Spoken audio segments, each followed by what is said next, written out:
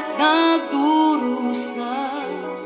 Ang aking gagawin ay tawagan ko siya, si Jesus, kung kailan kailangan siya. Palagi naroon at karamay siya, si Jesus, kapag hindi ko na makaya, sa Kanya lang ako aasa.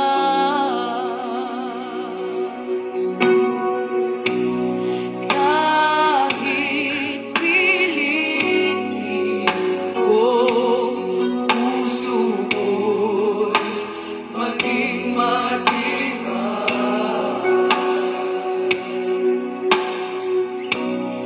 Ang kabiguan ay dumarating sa aming buhay.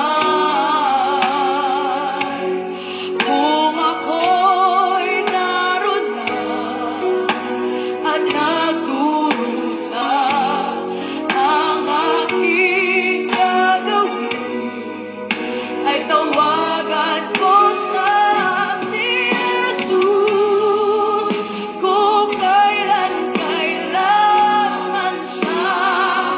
Palagi naroon ang karamay siya, si Jesus, kapag hindi ko na makaya, sa Kanya lang ako aasa. Si Jesus, kung kailan kailangan siya, siya'y palaging nariyan, naroon at karamay. Si Jesus, kapag hindi ko na makaya, sa Kanya lang ako aasa.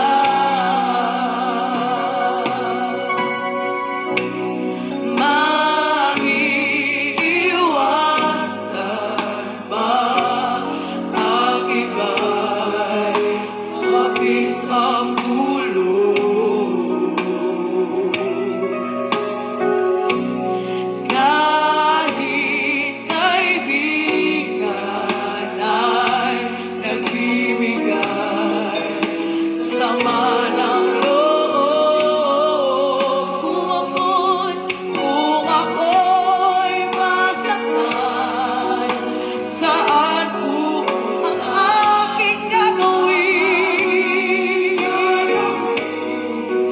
Ay tawagan ko sa si Jesus, kung kailan kailangan siya.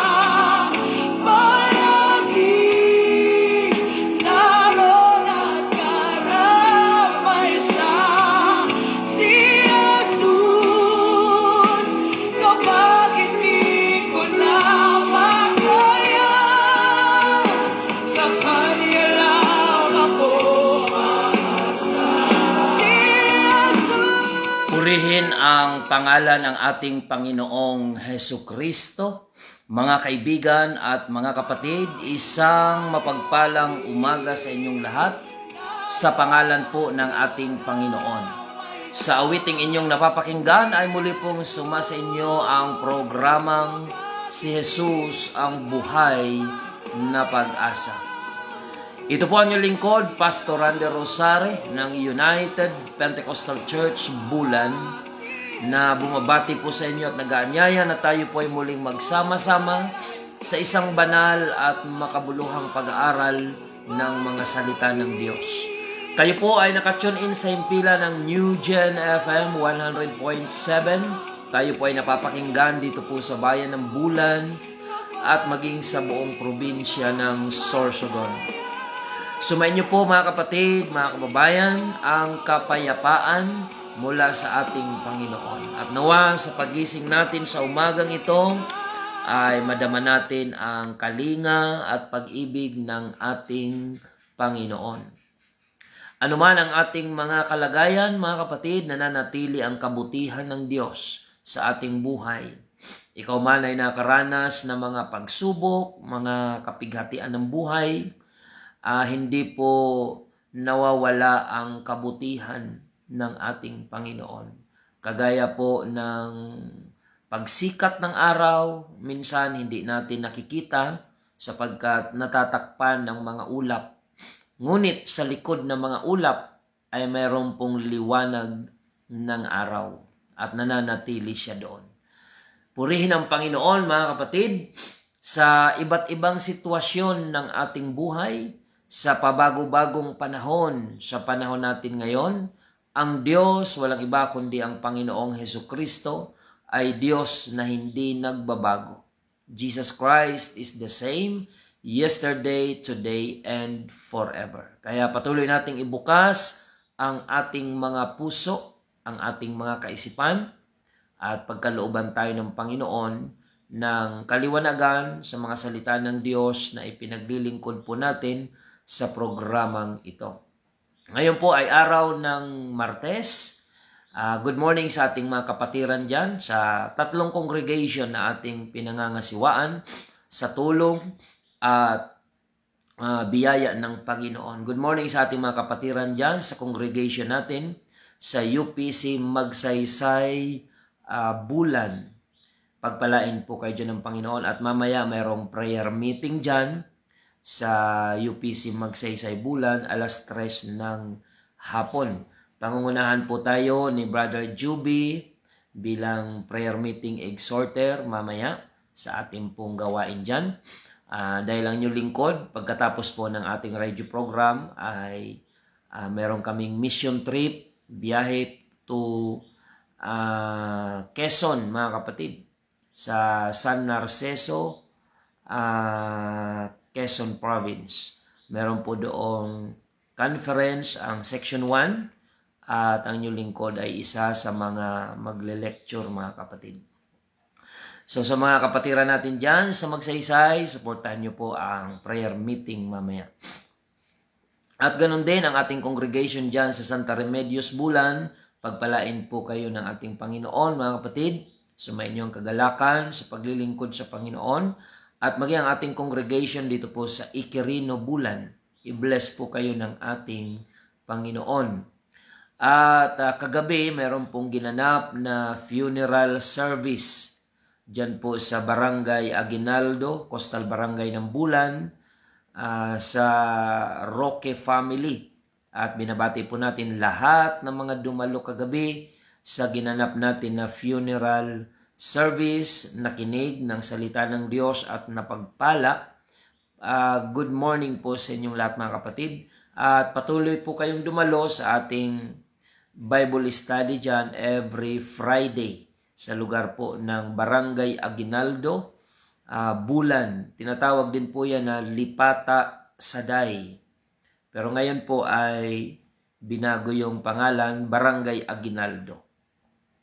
So sa lahat ng mga kapatiran dyan, pagpalain kayo ng Panginoon at nakikiramay tayo sa Roque family, sa pagpanaw po ni Sister Alden Roque. Nawa ay patuloy po kayong i-comfort ng Panginoon, the whole family of Roque.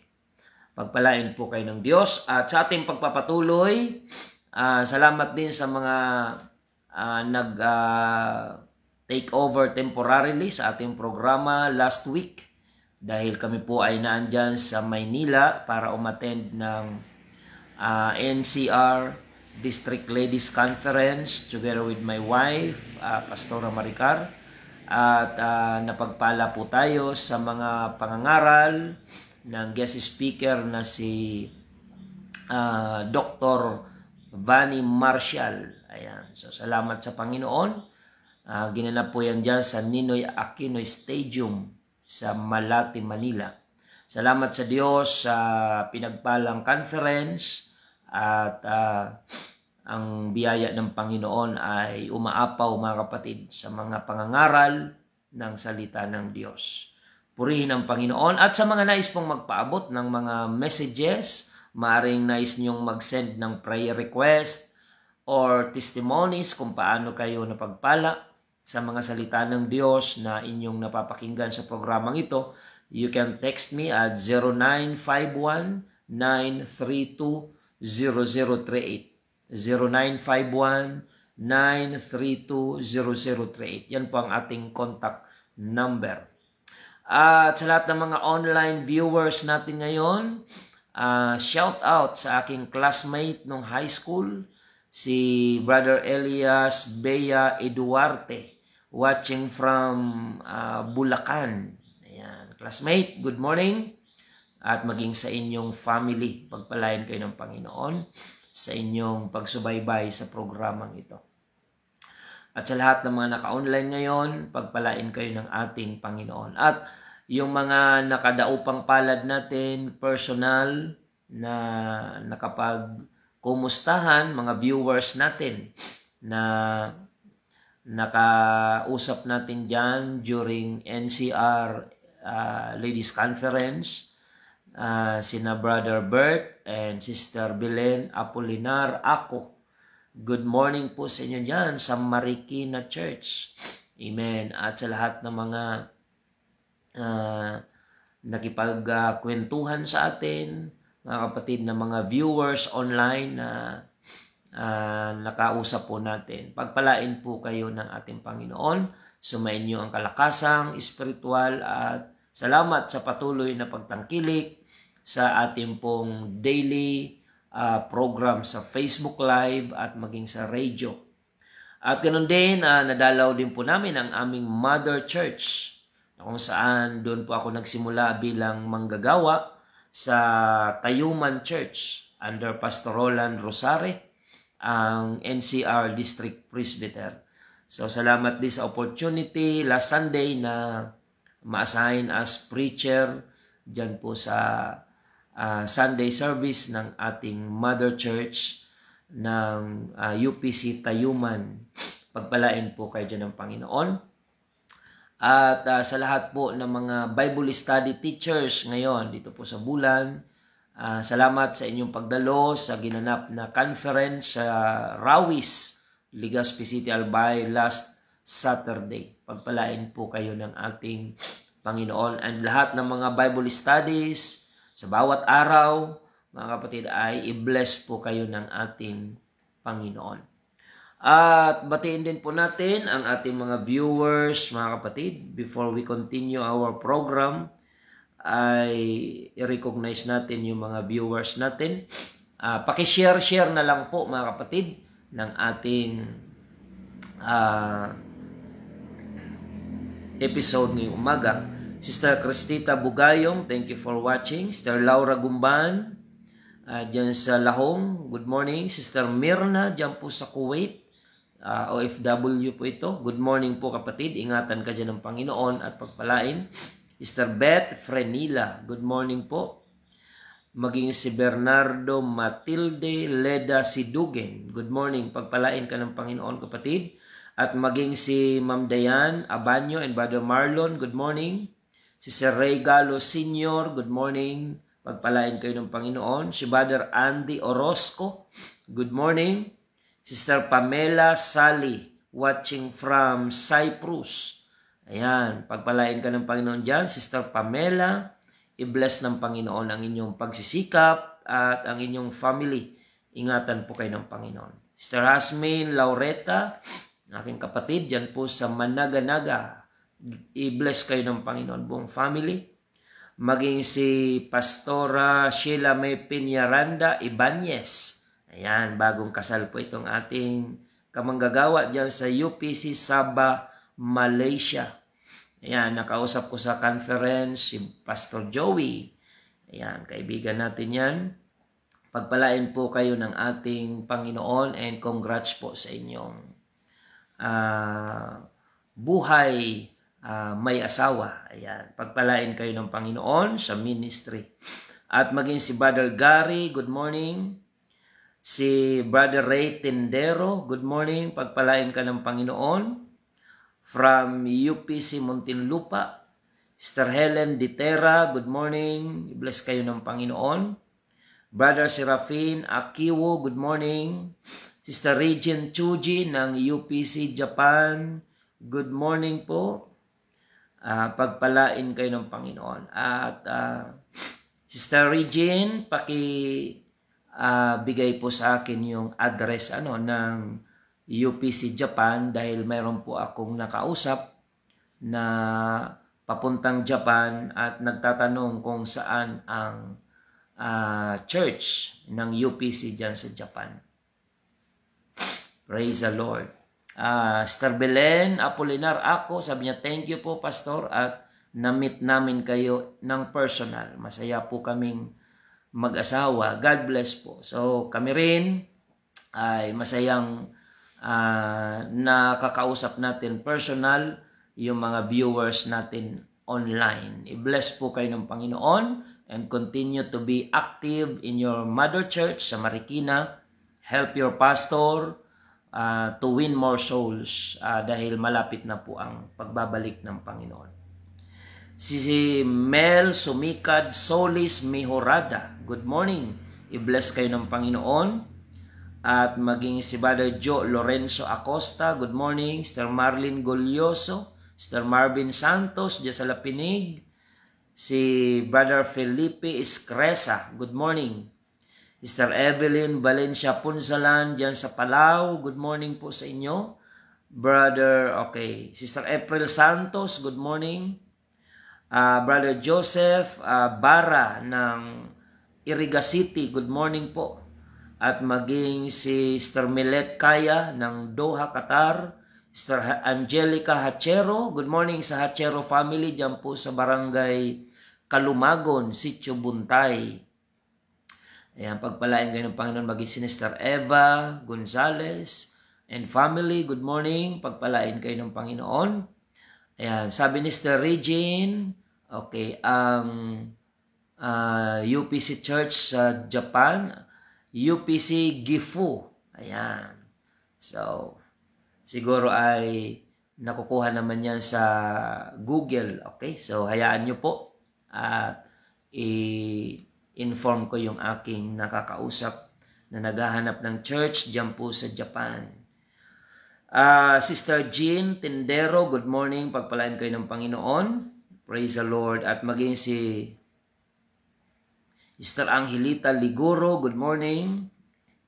Brother Serafin Akiwo, Brother Oli, good morning. I-bless ka ng Panginoon. Brother Ramil Francisco Lagrosa. Ayan, dyan po sa San Juan, Batangas. I-bless ng Panginoon ang inyong trabaho bilang General Manager ng Hotel and Resort dyan po sa San Juan. I-bless po kayo ng Panginoon. At maging si Brother Mark Andro Escote, good morning kapatid, pagpalain ka ng Panginoon. At Sister Divine Espela Guyal sa Magsaysay. Sister Ruth Almoraji, good morning dyan sa Pasig, pagpalain kayo ng Panginoon. Maging si Brother Rio Ben Gordola sa Santa Remedios, good morning, pagpalain ka ng Panginoon. Kasama kayo ito kagabi sa funeral service dyan sa Aguinaldo. Ayan. Praise the Lord. At Sister Sara Galos, thank you for watching.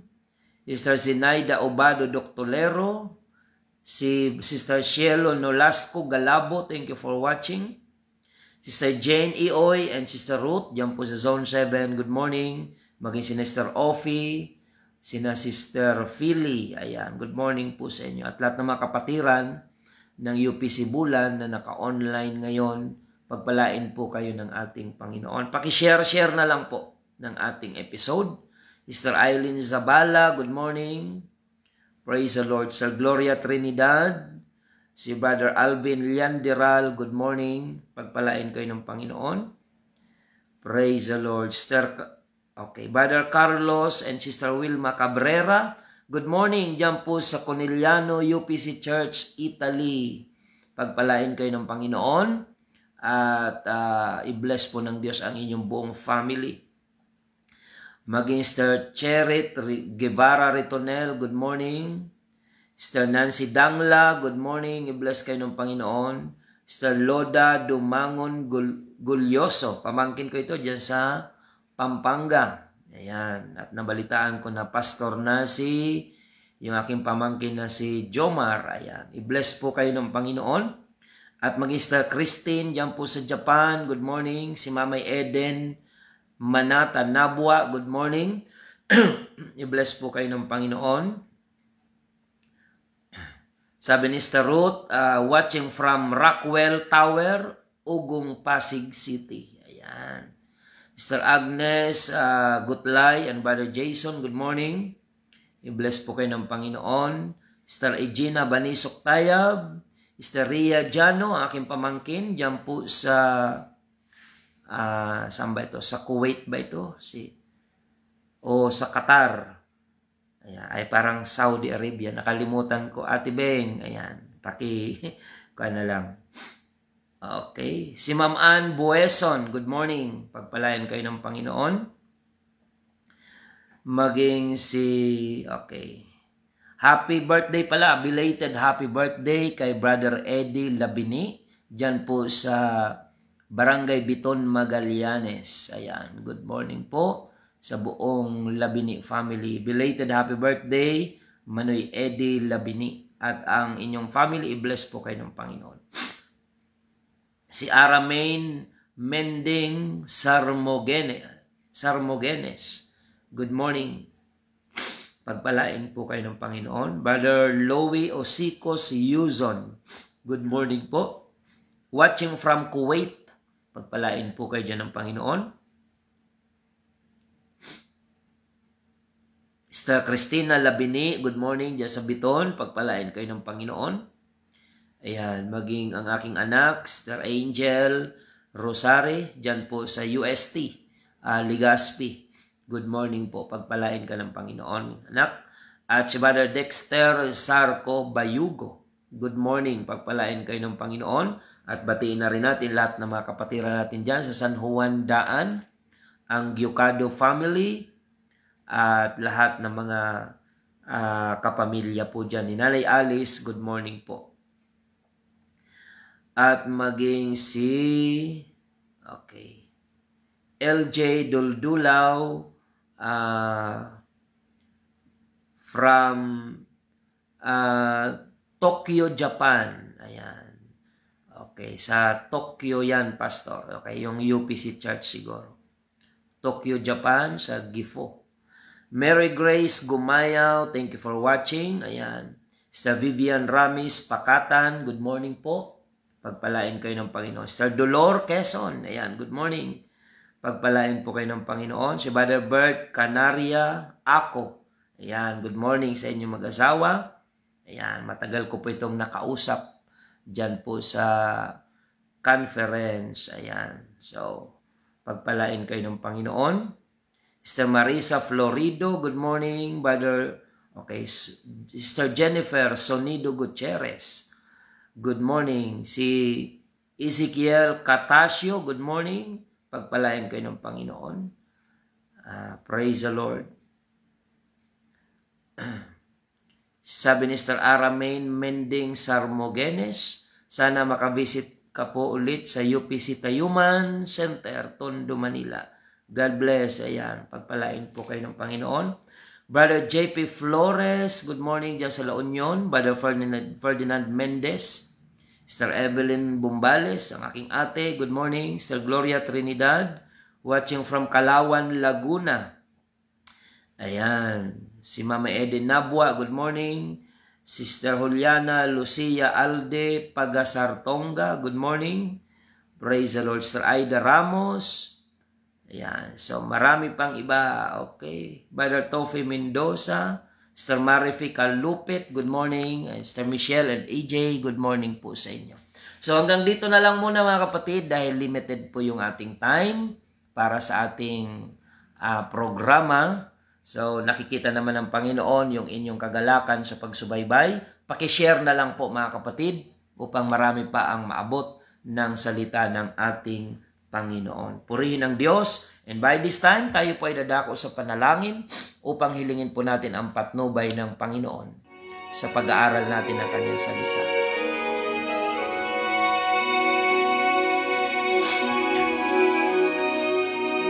Panginoong Jesus, kami po ay nagpapasalamat sa dakila mong biyaya at pagpapala sa aming mga buhay. Salamat, Panginoon, sa pagkakataon na ngayong umaga ay maipahayag po namin ang iyong banal na salita sa aming mga taga-subaybay.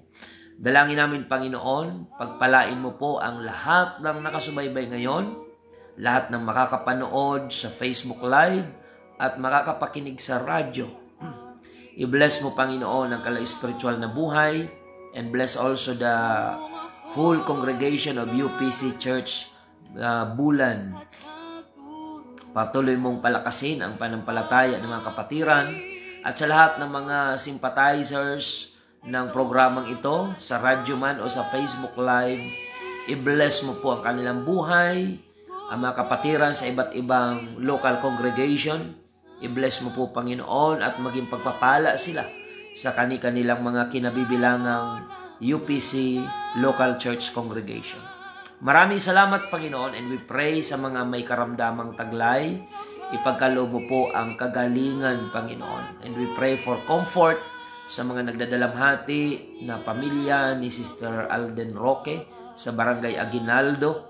Sa kanyang pagpanaw, ang kanyang family ay nagdadalamhati. And we pray for your spiritual comfort. Patuloy mo silang samahan, Panginoon. At sa lahat na may mga pinagdadaanang suliranin, Panginoon, mga karamdaman, pagkalooban mo ng katugunan sa panalangin, Panginoon. At ikaw ang Diyos na tutugon sa lahat ng mga pangangailangan ng iyong mga anak, as long as we seek first your kingdom and your righteousness.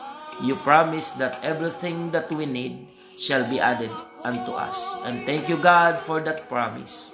Kaya ngayong umaga, maligaya ang aming mga puso na unahin ang iyong kaharian at katuwiran, knowing that your promise is real, Panginoon.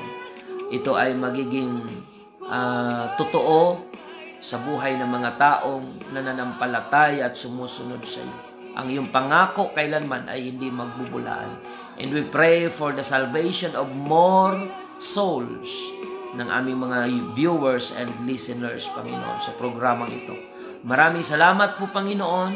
Sa iyo lamang ang kaluwalhatian, papuri at pagsamba. In the name of our Lord Jesus Christ, we pray. Amen and amen.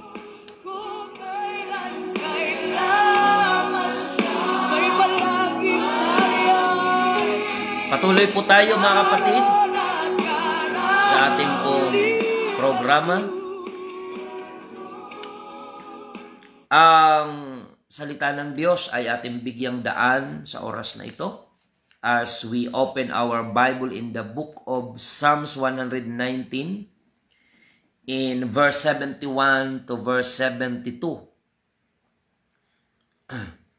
Ganito po ang ating mababasa.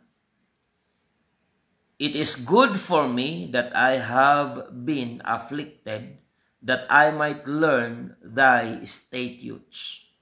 Mabuti sa akin na ako'y napighati upang aking matutunan ang mga palatuntunan mo. Ang kautusan ng iyong bibig ay lalong mabuti. Ang kautusan ng iyong bibig ay lalong mabuti sa akin kaysa libong ginto at pilak. Pagpalain po ng Panginoon ang kanyang salita.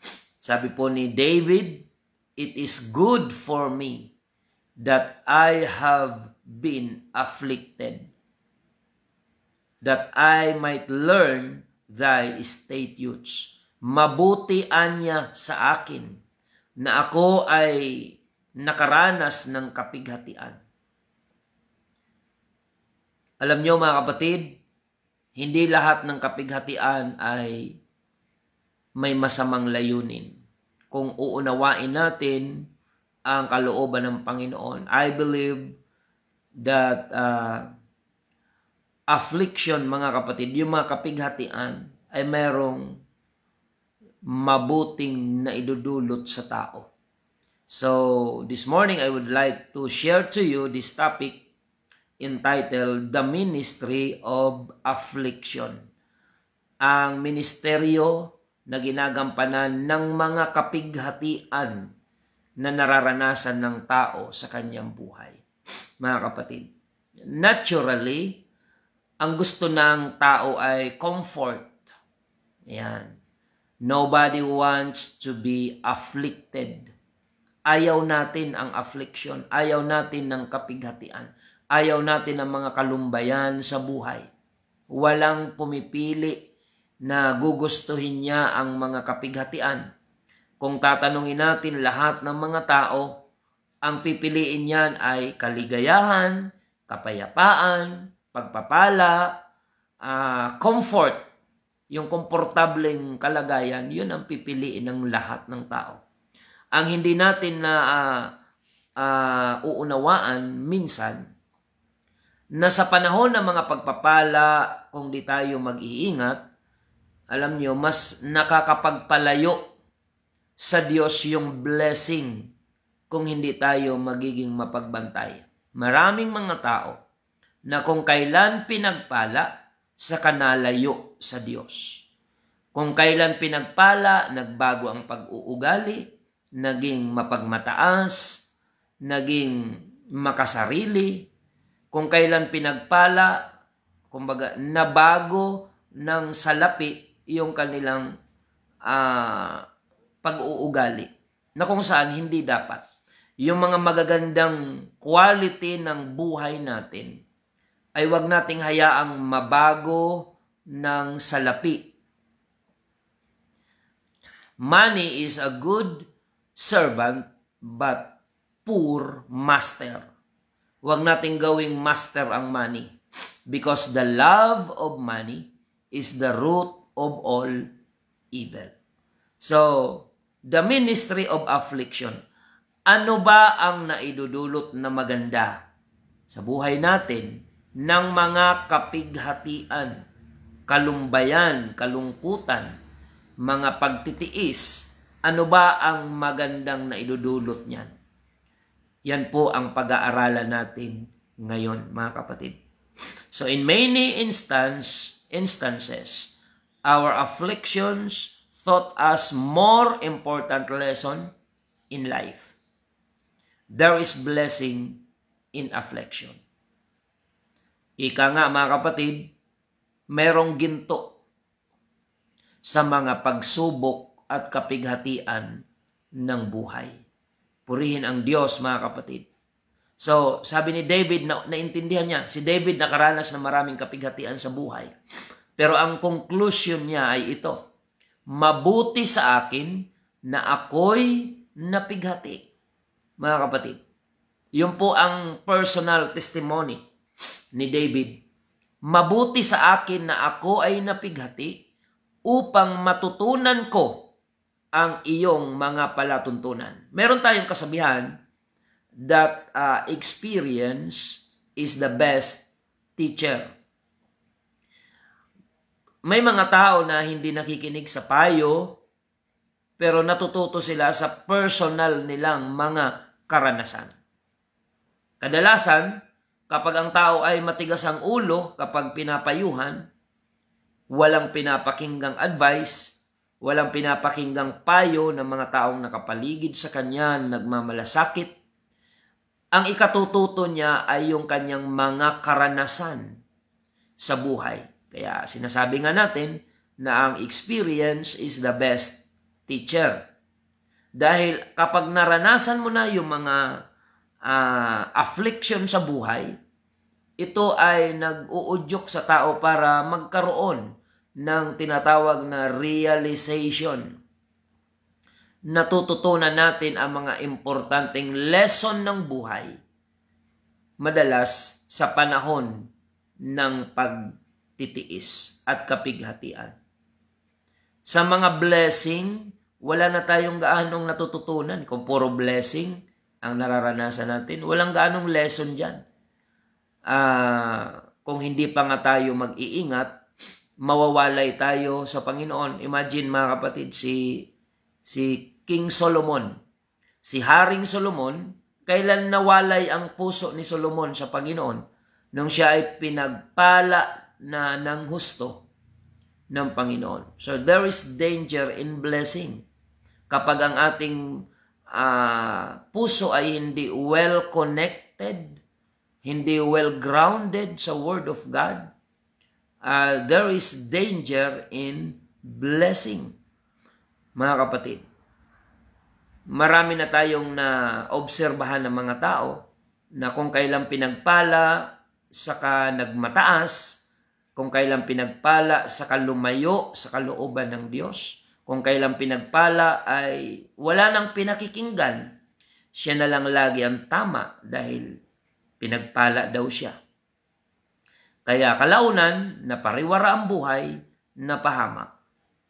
Kaya yung affliction na yon, kagaya po nung prodigal son, mga kapatid, sa Bible ay nabasa natin yung kasaysayan ng alibughang anak. Ano ang nagturo sa kanya para umayos ang kanyang direksyon? Yung kapighatian.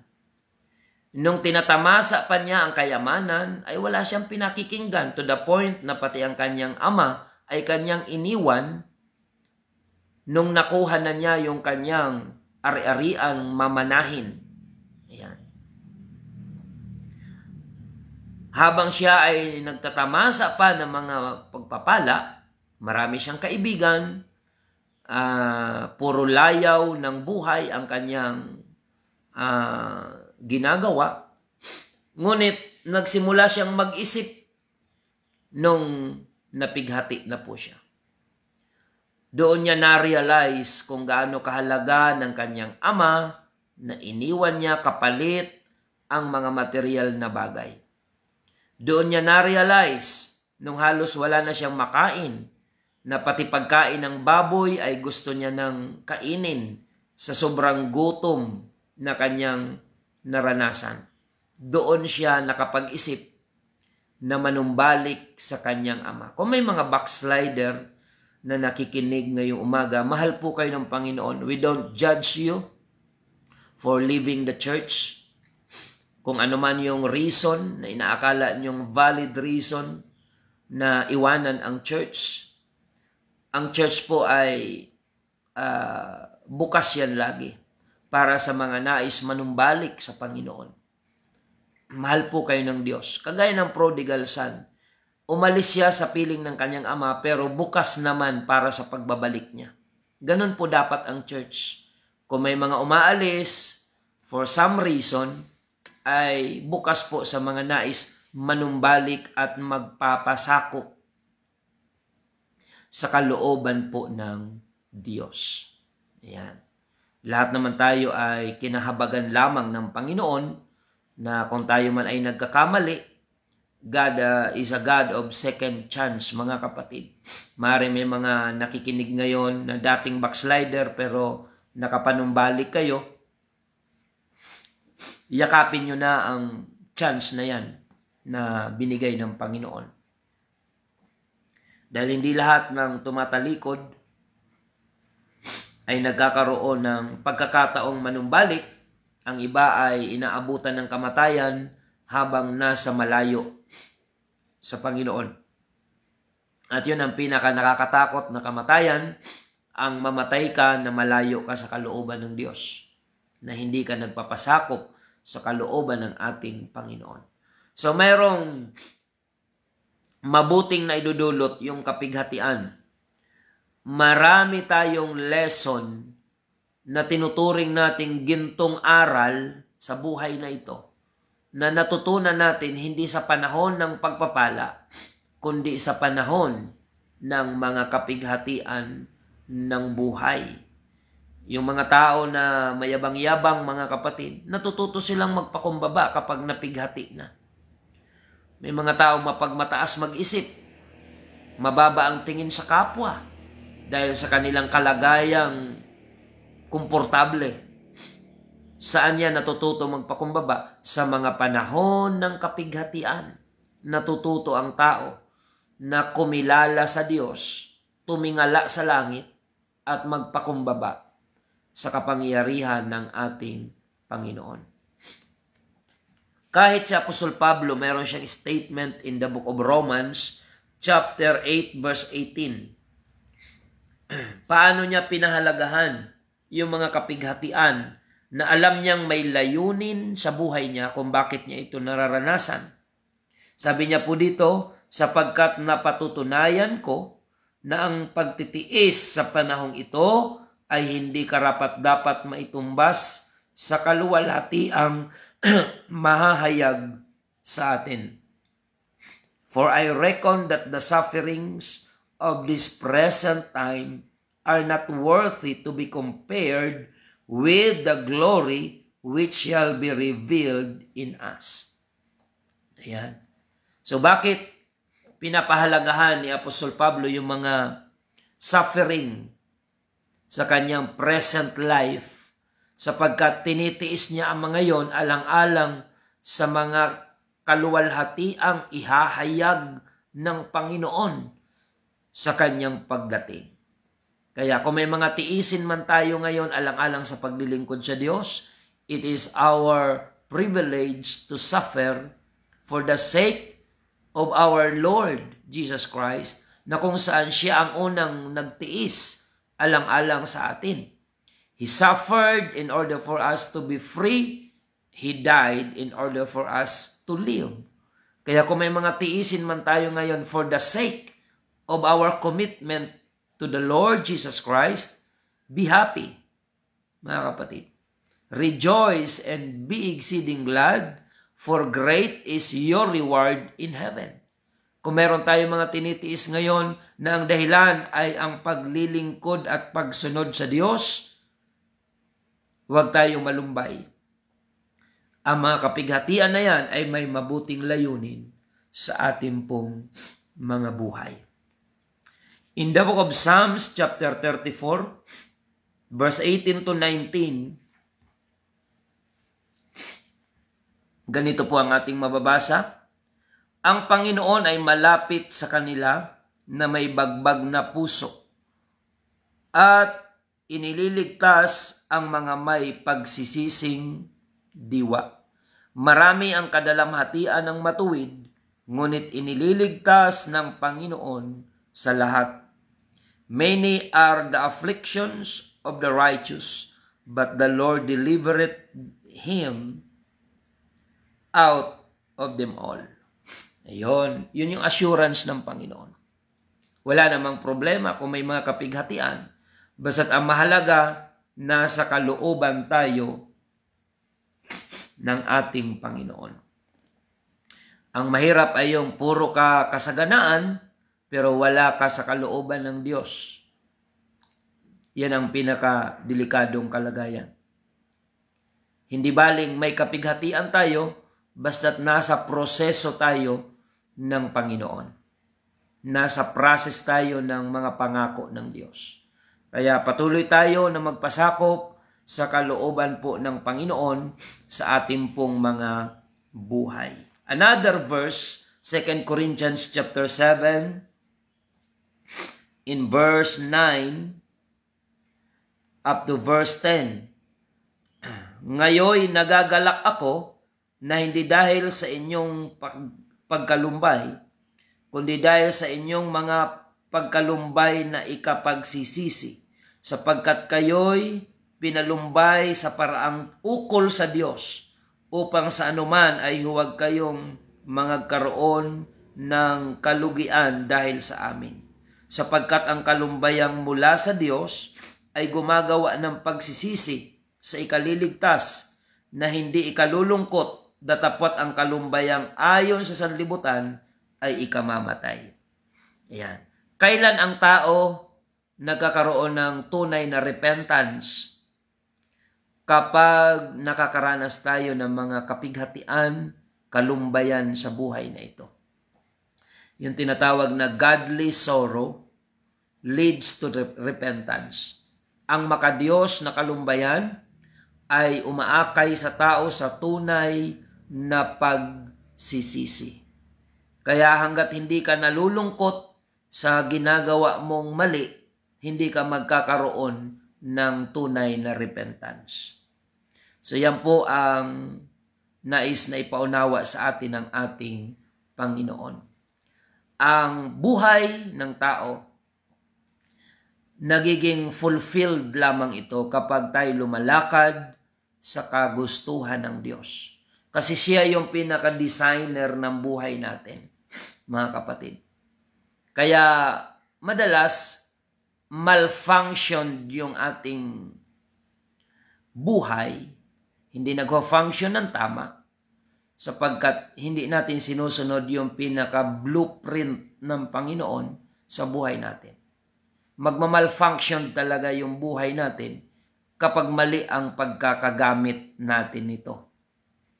Dahil ang design ng Diyos, bakit tayo binigyan ng buhay, ay upang i-glorify natin ang Diyos sa lahat ng uri ng ating pamumuhay.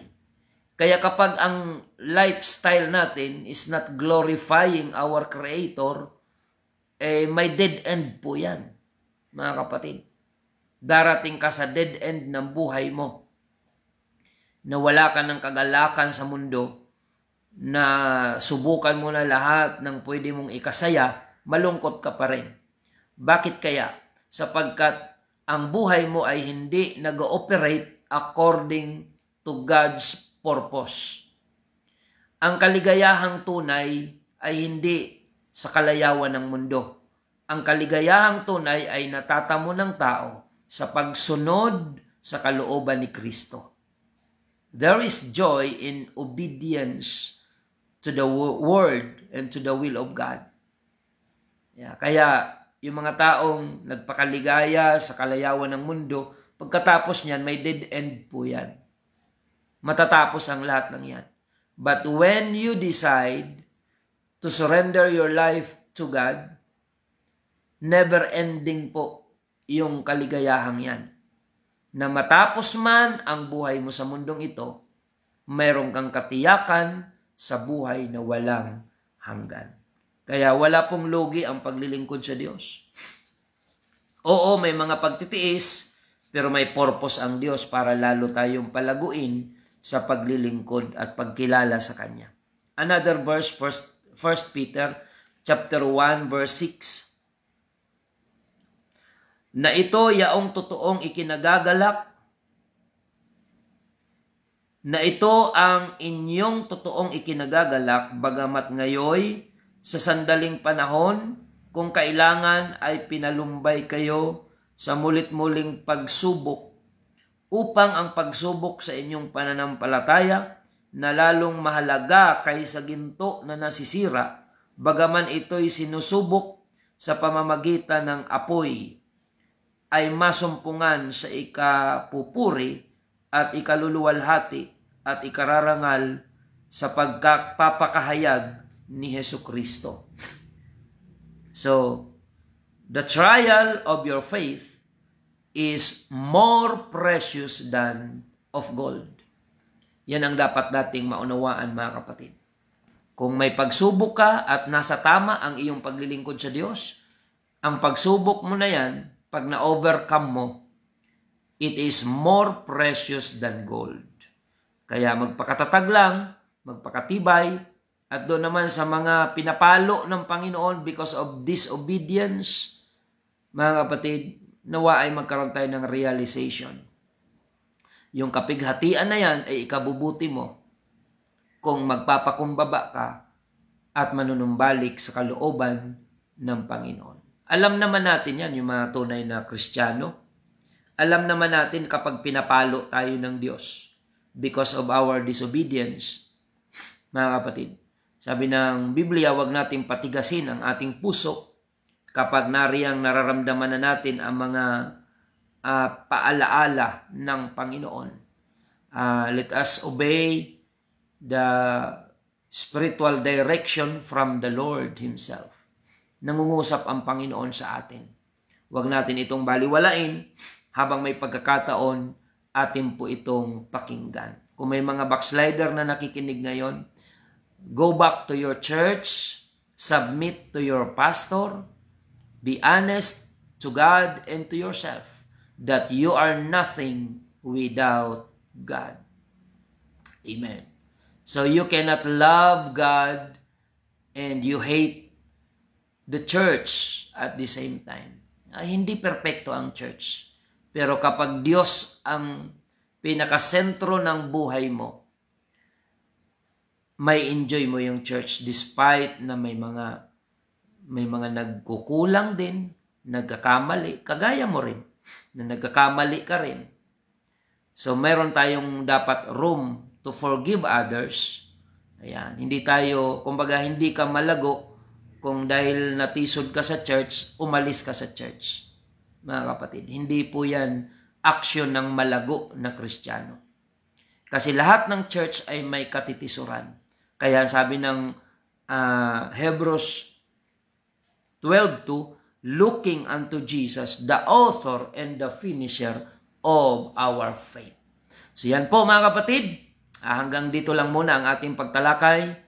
So nawa, maunawaan natin that there is blessing in affliction. Marami tayong realization in the times of affliction. At naway patuloy na mangusap ang Panginoon sa atin na lalo tayong lumago sa pananampalataya at pagsunod sa Diyos in times of suffering and affliction. Maraming salamat mga kababayan at mga kapatid. Pagpalain kayo ng Panginoon at muli tayo po ay manalangin sa ating pagtatapos. Dakilang Diyos na makapangyarihan sa lahat, maraming salamat Panginoon sa gintong aral mula sa iyong salita na aming naipahayag ayon sa kalooban mo Panginoon. Dalangin po namin mangusap ka po sa puso at isipan ng aming mga taga-subaybay. Kung may mga pinagdadaanan mang kapighatian na mayroon kang itinuturo sa bawat isa, tulungan mo po ang iyong mga anak na manatili sa iyong kalooban, magpakumbaba, manalangin at pagsisihan ang mga pagkukulang pagkakasala.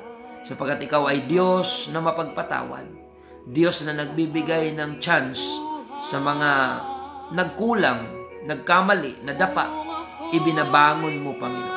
At kasangkapanin mo po ang programang ito na maging daan upang ang mga tumalikod ay manumbalik, yung mga nangihina ay muling palakasin, at yung mga pinapalo mo dahil sa pagsuway ay ma-appreciate nila ang iyong pag-ibig, na ang pagpapalo mo sa amin, ito'y dahil mahal mo kami at ayaw mo kaming tuluyang mapahamak. Maraming salamat Panginoon. Ang mga nasa kapighatian ng buhay, karamdaman, abutin mo ng iyong mapagpalang kamay sa umagang ito. In the name of our Lord Jesus Christ, thank you God. Amen and amen. Maraming salamat mga kapatid. Pagpalain kayo ng Panginoon. Paki-share na lang po ng ating episode ngayong umaga. At sa mga nais pong makadalo sa UPC Church Bulan, ang ating pagsamba, back to batch by batch tayo. Sabado, dyan po sa Magsaysay, alas 6:30 ng umaga. At Sabado rin dito sa Ikirino Congregation, alas 8 ng umaga. At paglinggo, dyan po sa Santa Remedios Bulan, ang ating pagsamba, alas 7 ng umaga, araw ng linggo. And for more inquiries, you can text me at 0951-932-0038. 0951-932-0038. Salamat po sa inyong pagsubaybay.